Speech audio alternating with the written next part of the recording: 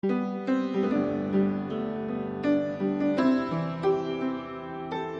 사는 모든 사람들은 죽음을 피할 사람이 한 사람도 없습니다. 아무리 건강하고 아무리 부유하고 오래 산다고 할지라도 다 죽게 됩니다. 어떤 사람은 100세까지 사는 사람들이 있는가 하면 어떤 사람은 태어나자마자 얼마 있지 않아서 죽는 어린아이도 있음을 보게 됩니다. 죽음은 현실이죠. 그러나 늘 우리는 죽음의 문제는 미래라고 생각을 합니다. 오늘이 아니고 내일의 일이라고 생각을 하는 거죠. 언제가 죽는 것을 알지만 죽음의 현실을 알고 사는 사람은 그리 많지 않는 것 같습니다. 왜냐하면 지금 현재 사는 일에 급급하기 때문에 그렇습니다. 좋거나 싫거나 우리는 현재를 살아가게 되어 있기 때문인데요. 잘 죽는 것은 잘 사는 겁니다. 잘 살아야 잘 죽을 수 있게 됩니다. 이 말은 신앙으로 산다는 것을 말하는 것인데요. 특별히 성도들에게 있어서 죽음 이후에 할 말이 많으면 주위에 있는 사람들이 그 사람에 대해서 이야기를 할 때에 할 말이 많으면 잘 사는 겁니다. 어떤 사람들의 장례식을 보면 참 그 사람의 인생에 대해서 할 말이 많은 사람이 있습니다. 세상적인 모습을 이야기하는 것이 아니라 성도들이 그 사람이 어떻게 믿음으로 살았는가, 믿음의 역사가 있었는가를 보게 되면 그 믿음의 역사가 결과적으로 우리의 삶 가운데 생명을 주고 소망을 주는 것을 보게 됩니다. 오늘 매일 성경 본문 말씀으로 묵상하고 있는 이 말씀은 세 사람의 죽음에 대한 이야기를 기록을 하고 있어요. 그들이 어떻게 살았기에 어떻게 죽게 되었는지를 보고자 하는데, 그리고 다윗 왕을 통하여 세우시는 하나님의 왕국 안에서 우리는 어떻게 살아야 하는지를 말씀을 통해서 보도록 하겠습니다. 오늘 본문 사무엘하 1장 1절입니다. 사울이 죽은 후에 다윗이 아말렉 사람을 쳐 죽이고 돌아와 다윗이 시글락에서 이틀을 머물더니, 사울의 죽음과 함께 다윗의 삶을 조명합니다. 사울은 죽었고 다윗은 아말렉 사람들을 죽이고 전쟁에서 승리하고 쉬고 있다, 이런 표현인데요. 사울은 이스라엘의 첫 번째 왕이었습니다. 그런데 사울은 왕이 되고 난 이후에 그의 삶은 미움과 시기와 질투로 가득 차게 되었어요. 어떻게 생각을 하면 세상적으로는 사울이 성공한 거죠. 그는 좋은 가정에서 또 잘생긴 사람으로서 부모에게 순종하는 사람으로서 또 왕까지 되는, 한 나라의 왕이 되는 역사가 있게 되었습니다. 그런데 왕이 되었다고 하는 것이 잘 사는 것이 아니었어요. 세상에서는 왕이 되었다고 이야기하면 그 사람은 그 나라의 통치자로서 한 사람밖에 없는 사람이잖아요. 그럼에도 불구하고 성경은 그렇게 말하지 않아요. 그의 삶의 끝이 어떠했는가가 중요한데, 특별히 성도들에게 있어서는 우리의 삶의 끝이 어땠는가가 매우 중요합니다. 사울의 삶 속에 결정적인 실수가 있었는데 그 실수가 사무엘상 13장에 나옵니다. 8절부터 보도록 하겠습니다. 사울은 사무엘이 정한 기한대로 이레 동안을 기다렸으나 사무엘이 길갈로 오지 아니하매 백성이 사울에게서 흩어지니라. 우리가 사무엘상 묵상할 때 보았던 말씀이죠.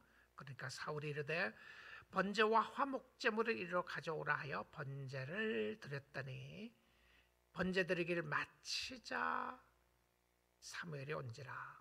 사울이 나가 맞음에 무난하매 사무엘이 이르되 왕이 행하신 것이 무엇이냐 하니 사울이 이르되 백성은 내게서 흩어지고 당신은 정한 날에 오지 아니하고 블레셋 사람은 믹마스에 모였다, 이렇게 이야기를 하고 있어요. 자기가 하는 행동에 대한 늘 정당성을 우리는 주장합니다.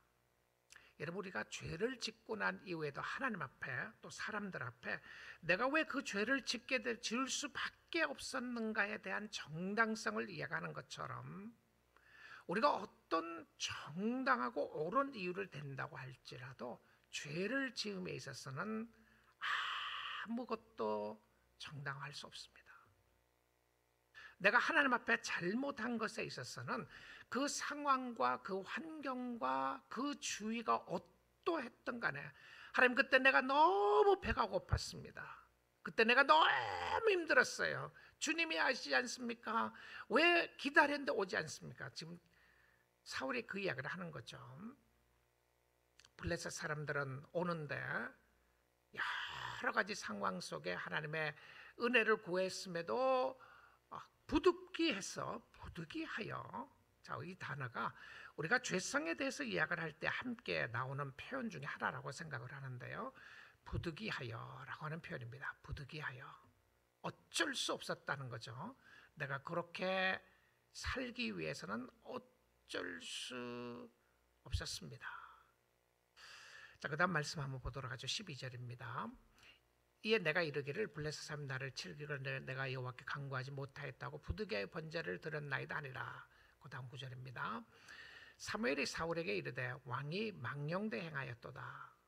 왕이 하나님 여호와께서 왕에게 내리신 명령을 지키지 아니하였도다. 그리하였더라면 여호와께서 이스라엘을 위해 왕의 나라를 영원히 세우실 것이거늘. 자, 왕이 망령되 행하였다. 어째서 하나님께서 지키신 것을, 하신 것을 하지 않고 또 하지 말라고 하는 것을 했습니까? 이런 부분이에요. 14절 보겠습니다.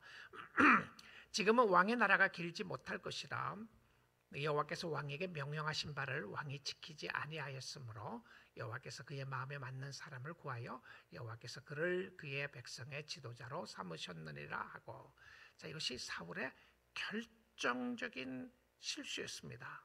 그런데 여러분, 실수였다고 말하기는 너무 큰 잘못이었습니다.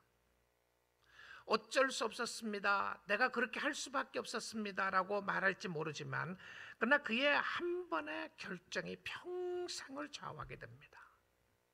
우리가 하나님 앞에 나아가는 데 있어서요, 그럴 수밖에 없는 충분한 근거가 있다고 이야기할지 모르겠어요. 백성들은 흩어지고 블레셋 사람은 이제 그들의 바로 코앞에 와 있었습니다. 제사 드리는 것은 제사장만이 하게 되어 있었는데 하나님의 방법이었습니다. 그런데 하지 말아야 할 일들을 하게 되는 것이죠. 구원의 역사는 오직 하나님이 자기 아들 예수 그리스도를 통하여 이루어지게 했는데 그 방법밖에 없었습니다. 나는 예수를 믿는 것보다 다른 것이 믿는 것 더 좋았어요. 나는 예수를 의지하는 것보다 세상 살아나가는 것이 너무 좋았습니다. 여러분, 그 어떤 이유라고 할지라도 하나님의 일을 해야 함에 있어서나 하나님 앞에 순종함에 있어서 하지 못할 이유가 없다는 것을 보여줍니다. 그런데 사울 왕을 버린 하나님의 모습 속에 사무엘은 이렇게 적용을 하고 또 기록을 하고 있는 것을 보게 되는데요, 사무엘상 15장입니다. 22절에 보시면 사무엘이 이르되 여호와께서 번제와 다른 제사를 그의 목소리를 청종하는 것을 좋아하심같이 좋아하시겠느냐. 순종이 제사보다 낫고 듣는 것이 수양의 기름보다 나으니, 우리가 잘 아는 말씀이죠. 순종이 제사보다 낫다. 이 표현은 우리 어떤 행동보다도 하나님 앞에 말씀에 순종하는 것이 귀함을 보여주는 말씀인데요, 사무엘이 이런 거역하는 것은, 하나님을 거역하는 것은 점치는 죄와 같고, 여러분 이 표현을 보시면 하나님 앞에 불순종하는 것, 하나님 앞에 온전히 나가지 않고 하나님의 말씀에 순종하지 않는 것을 점치는 죄와 같다. 하나님이 가장 가증하게 생각했던 것이었습니다. 이스라엘 백성들이 이렇게 생각을 했던 것 같아요. 내가 하나님 앞에 점치지 않고 우상에게 절하지 않고 내가 잘 주님을 섬기고 있습니다. 그런데 뭘 하지 않았나요? 불순종했어요. 순종하지 않았던 것이죠. 사무엘이 사울에게 이렇게 이야기를 하는 겁니다. 거역하는 것은 점치는 죄와 같고 완고한 것은, 완고하다는 것은 마음의 완악함을 이야기하는 것이죠. 완고한 것은 사신 우상에게 절하는 죄와 같음이라. 왕이 여호와의 말씀을 버렸으므로 여호와께서도 왕을 버려 왕이 되지 못하게 하셨나이다. 그렇게 말합니다. 자, 하나님을 버린 모습이죠. 자, 24절이에요. 사울이 사무엘에게 이르되 내가 범죄하였나이다. 내가 여호와의 명령과 당신의 말씀을 어긴 것은, 자, 그 다음에 보십시오. 내가 백성을 두려워하여 그들의 말을 청종하였음이니이다. 자, 실질적으로 사울이 회개한 거 아닙니다. 그냥 내가 범죄했다고를 인정하는 것인데 그 어긴 이유를 보십시오. 두 가지를 이야기합니다. 내가 백성을 두려워했다. 그래서 그들의 말을 청종했다. 그들의 말을 들었던 이유는 백성을 두려워했다. 자, 여러분 이 말씀을 보시면 우리가 하나님 앞에 결국 살아감에 있어서 내 앞에 누가 있느냐가 참 중요합니다. 여러분 시험에 들고 유혹에 빠지고 하는 경우에도 많은 경우 보게 되면 누구 때문인가요? 주님 때문에 그렇습니까? 아니에요. 사람들 때문에 그래요. 내 마음속에 어떤 사람들이 누가 내 앞에 있게 되는가? 내가 당신의 말씀을 어긴 것은 내가 백성을 두려워하여 그들의 말을 청종하였음이니라. 이거 잘한 것 아닌가요? 어떤 의미로 생각을 하면 왕으로서 잘한 것 아니겠습니까? 그런데 우리는 최종적으로 하나님 앞에 살아가는 사람들입니다. 다 하나님 앞에 서는 사람들이에요. 그러니까 하나님이 최종적으로 여러분과 저에게 물을 것은 무엇이었냐면 너는 누구의 말을 듣고 살았느냐 물으실 거예요. 누가 너희 앞에 있는가?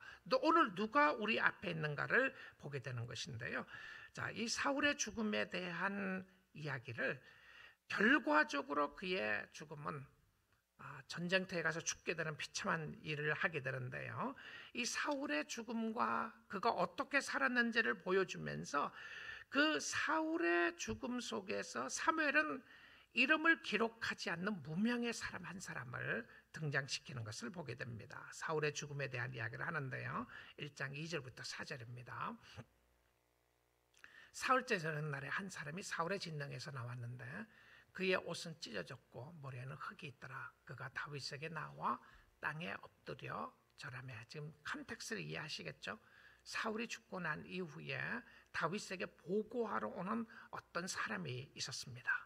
자, 3절 다윗이 그에게 묻되 너는 어디서 왔느냐 하니 대답하되 이스라엘 진영에서 도망하여 왔나이다 하니라.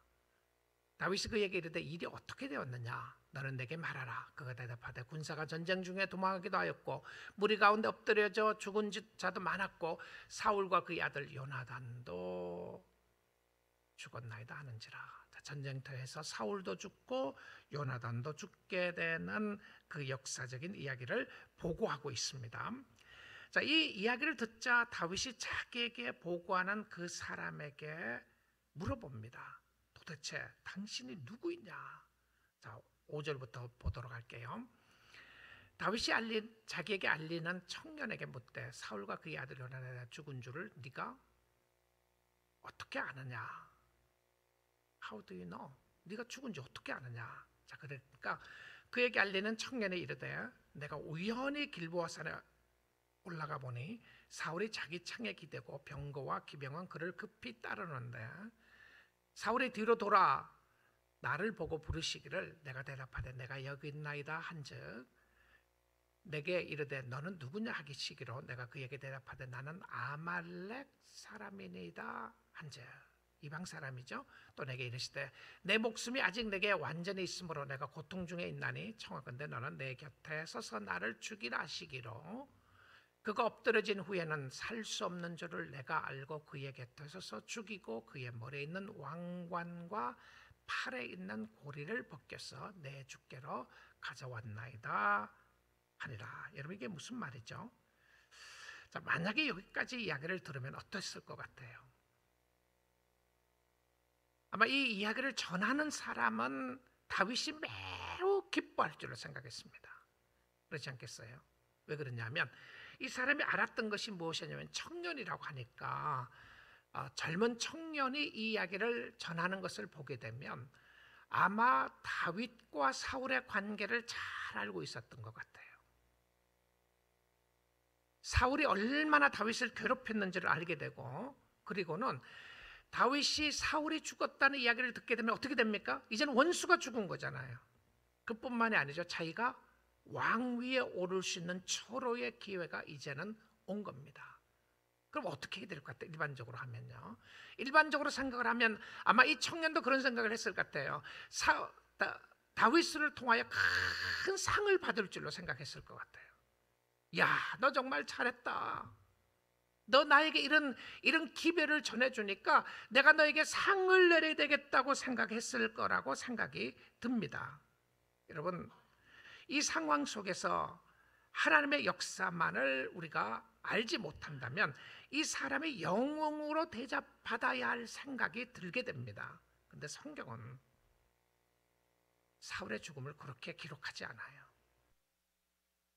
사울이 어떻게 죽었는지를 사무엘상 31장에 3절부터 6절에서 이렇게 기록을 합니다. 사울이 패전함에 활 쏘는 자가 따라잡으니 사울이 그 활 쏘는 자에게 중상을 입은지라. 그가 무기를 든 자에게 이르되 내 칼을 빼어 이것으로 나를 찌르라. 할례 받지 않는 자들이 와서 나를 찌르고 모독할까 두려워하노라 하나 무기를 든 자가 심히 두려워하며 감히 행하지 아니하는지라. 이에 사울이 자기의 칼을 뽑아서 그 위에 엎드려지며 어떻게 죽었나요? 사울이요. 결과적으로는 중상을 입고 활에 맞아서 자결하다시피 하여 죽게 됩니다. 왜 그렇게 됐나요? 오히려 이방 사람이 할례 받지 못한 사람에게 죽느니 차라리 내 손으로 옆에 있는 사람 죽이라니까 못 죽이잖아요. 무기를 든 자가 사울의 죽음을 보고 자기도 자기 칼 위에 엎드려져 그와 함께 죽으리라. 사울이 죽고 충성된 옆에 군사가 있었던 것이죠. 충신이 있었습니다. 왕이 죽으니까 장군이 죽으니까 함께 같이 죽게 되는 일들을 기록하고 있어요. 6절입니다. 사울과 그의 세 아들과 무기를 든 자와 그의 모든 사람이 다 그날에 함께 죽었더라. 요나단도 그날에 죽게 되었습니다. 자, 이 보고를 한 사람 속에서 결국 아말렉 사람은 죽게 됩니다. 자, 저는 이 청년, 이 아말렉 사람의 보고가 거짓된 것을 다윗이 알았을까요? 이 사람이 거짓말하고 있다는 걸 알았겠습니까? 몰랐겠습니까? 그런 거짓말을 했기 때문에 죽었나요? 다윗이 알았는지 몰랐는지는 성경이 기록하지 않아요. 이 사람이 진심으로 말했는지 거짓말을 했는지, 그 아말렉 사람은 사실은 거짓 보고를 하게 된 것이죠. 만약에 이 아말렉 사람이 이 거짓 보고를 다윗에게 하지 않았더라면 이 사람은 살 수가 있었어요. 그렇잖아요. 그의 죽음의 이야기를 성경은 이렇게 기록을 합니다. 이것이 중요한 이유입니다. 여러분, 주위의 환경과 상황 속에서요, 이 성경의 이야기죠, 내러티브를 보면서 이 내러티브가 참 재밌어요. 그래서 여러분 사무엘상, 사무엘하도 보면서 하나님이 중점적으로 다루고 있는 것이 무엇인가를 한번 보세요. 우리의 인생 속에 수많은 삶 가운데서 수십 년을 살아가면서 하나님은 무엇을 보고 그 사람을 칭찬하는가? 무엇을 보고 그 사람의 터닝 포인트가 일어나게 되는 것인가? 순간적으로 하나님을 섬기는 사람이 있는가 하면 순간적으로 하나님으로부터 떨어지는 사람들이 있게 되고요. 또 이 많은 이야기들 속에 성경이 이야기하는 핵심적인 포인트가 있어요. 자, 이 아말렉 청년은 거짓말을 했습니다. 자기가 죽이지 않았는데 죽였다고 이야기를 하고요. 실질적으로 죽음을 보았어요. 보고 나서는 팔찌와 금관을 가지고 왔어요. 이 사람 속에 성경이 이야기하고 싶은 것은 무엇이냐면 그의 마음속에 있었던 탐심이었습니다. 탐심뿐만이 아니라 그의 마음속에 있었던 인정받고 싶은 역사를 위해서는 왕 앞에도 거짓말을 하는 그런 사람이었어요. 자, 근데 성경은요, 이 사람이 거짓말을 했느냐 안 했느냐는 차후의 문제고 이 사람이 하게 된 행동 하나만을 꼬집어서 이야기를 합니다. 그 행동이 뭔지 아세요? 오늘 본문 보겠습니다. 13절입니다. 다윗이 그 소식을 전한 청년에게 묻되 너는 어디 사람이냐 말하되 나는 아말렉 사람 곧 외국인의 아들이니이다 하니 14절이에요. 다윗이 그에게 이르되 내가 어찌하여 손을 들어 여호와의 기름 부음 받은 자 죽이기를 두려워하지 아니하였느냐 하고 요겁니다. 하나님이 세우신 사람을, 하나님이 왕으로 세우신 사람을 왜 네가 손을 들어서 치려했느냐 이거였어요. 자, 이 말씀의 중요성은 다윗은 사울을 죽일 수 있는 기회가 여러 번 있었습니다.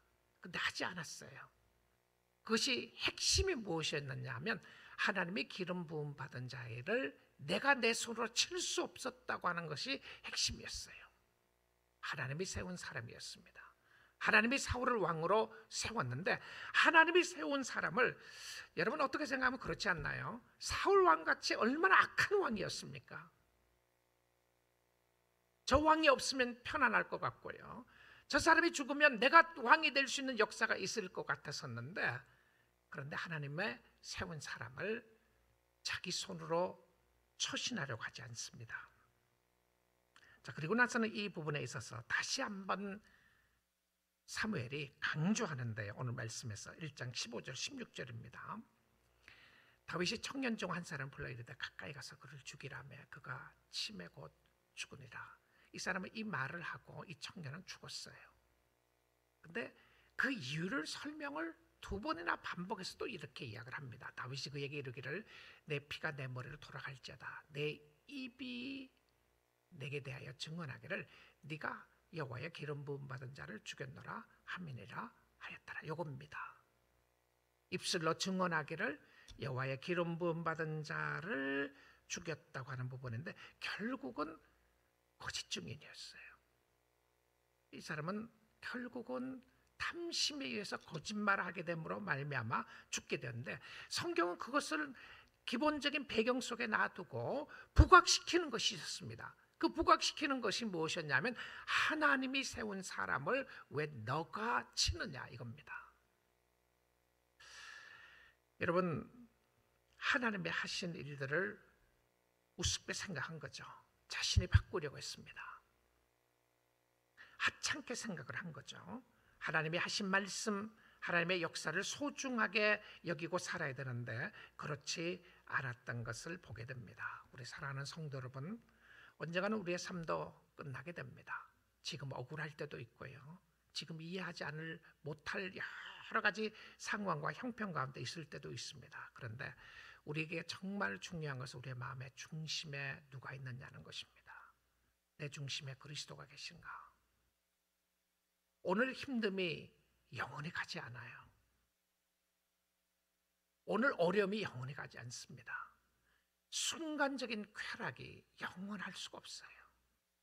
순간적으로 내가 이것을 거짓말을 하고 사람을 속임으로 말미암아 내가 원하는 것을 가졌다고 할지라도 그거 가진 것 아니었습니다. 우리가 왜 하나님 앞에 온전하게 살아야 하느냐 하면 우리의 심령 속에 하나님이 함께 있느냐면 우리의 삶 가운데 이런 하나님의 말씀을 통해서 볼 수 있는 것은 순간적인 실수가 때론 평생을 좌우할 때가 있어요. 그럴 때 우리의 삶 가운데 필요한 것은 하나님 앞에 솔직하게 고백하는 것이었습니다.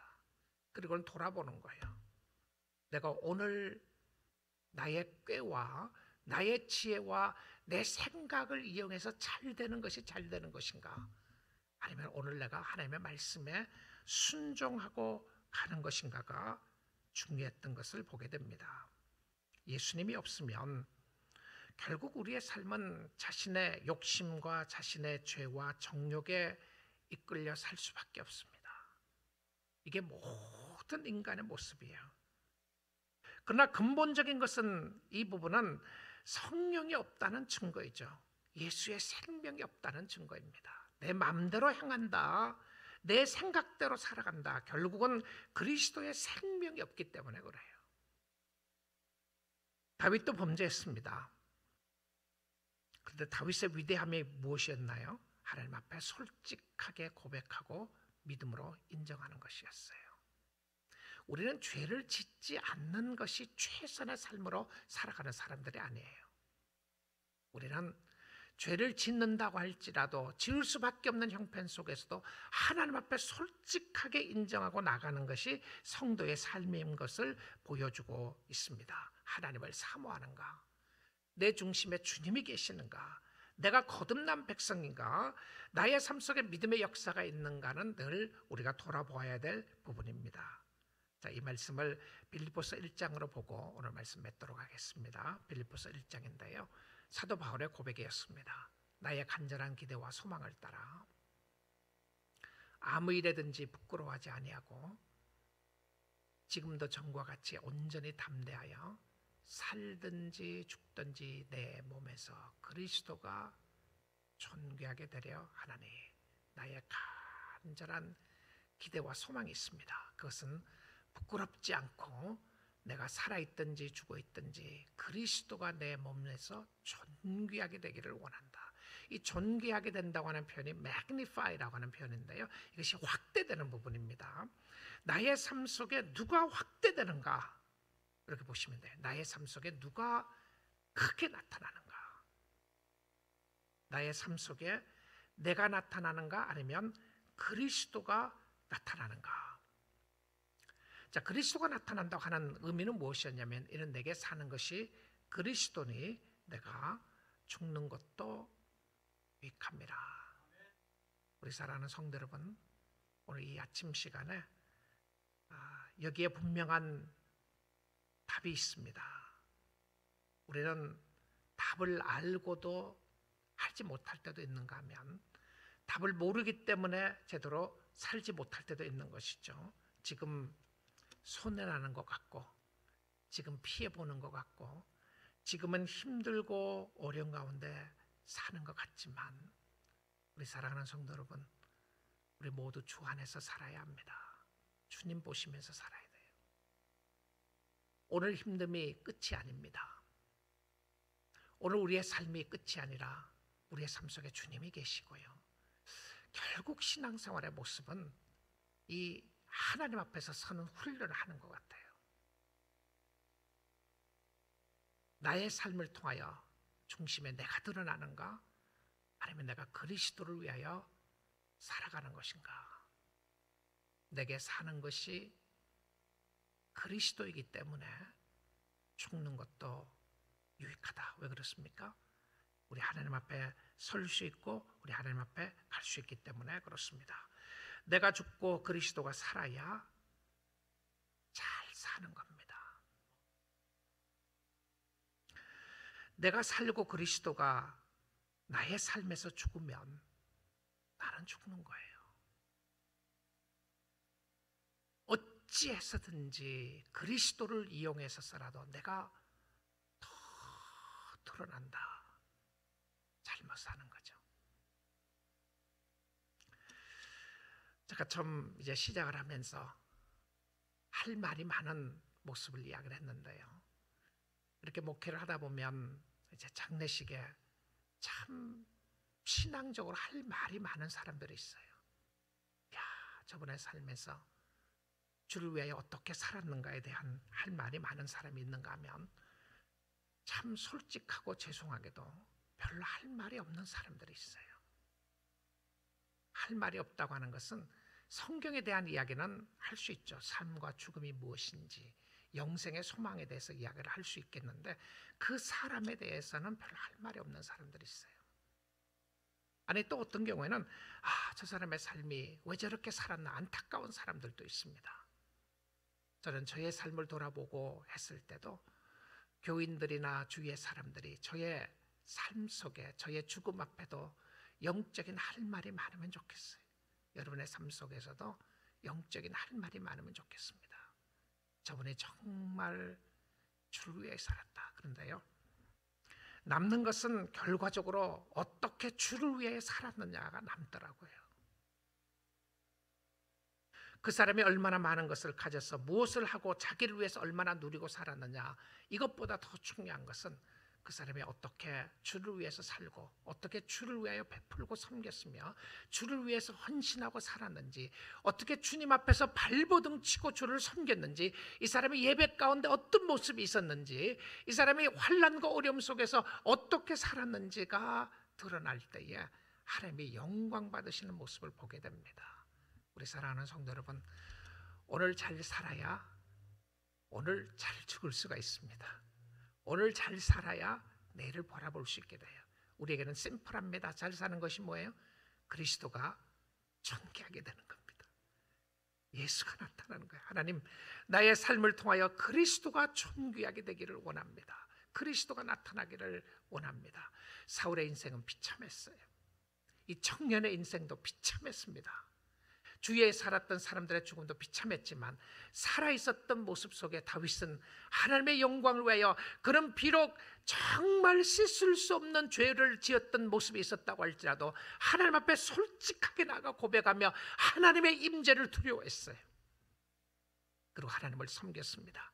그리고 끝까지 하나님을 영화롭게 하고 예배하는 자로 세워졌던 것처럼 저와 여러분의 삶 속에 오늘도 하나님을 기쁘시게 하고 주를 바라보며 한 걸음씩 나갈 수 있기를 원합니다. 걸어가십시오.